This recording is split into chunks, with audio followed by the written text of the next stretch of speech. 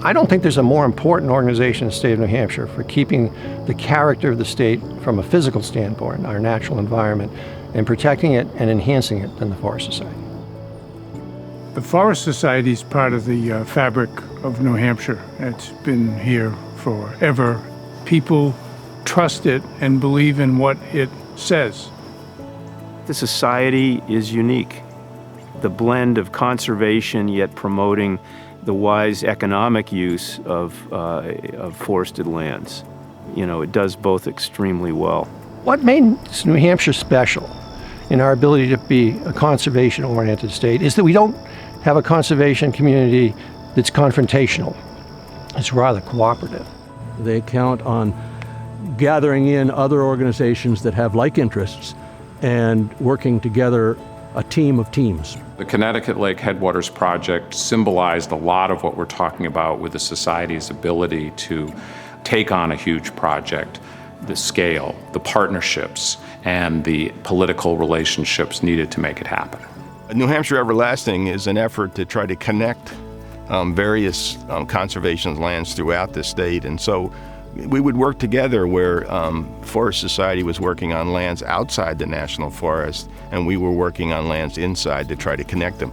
Well, any organization that's been around for 118 years has to be pretty strategic and understand what land should be protected and, corridors and adjacent landscapes and sticking to that. The Quabbin to Cardigan initiative was certainly an extraordinary bit of collaboration.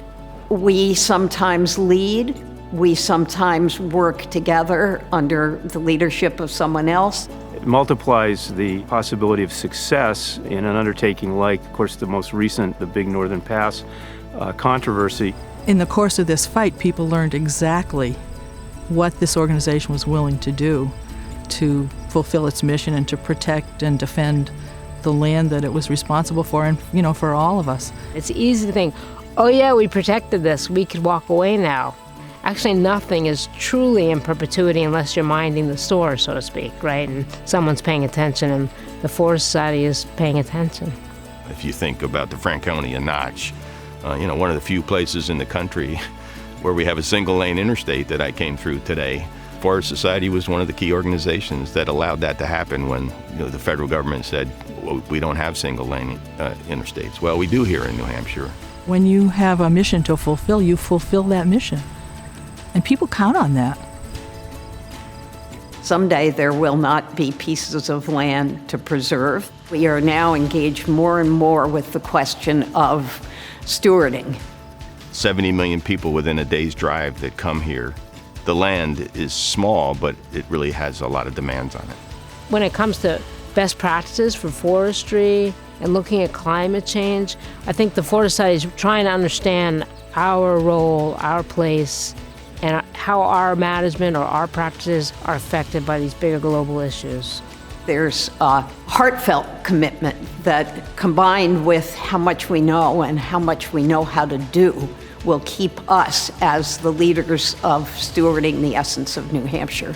And that's a great comfort to think that there's a group of people like that who care enough about the state and about the land and about the people who use the land to be there and to do the hard work.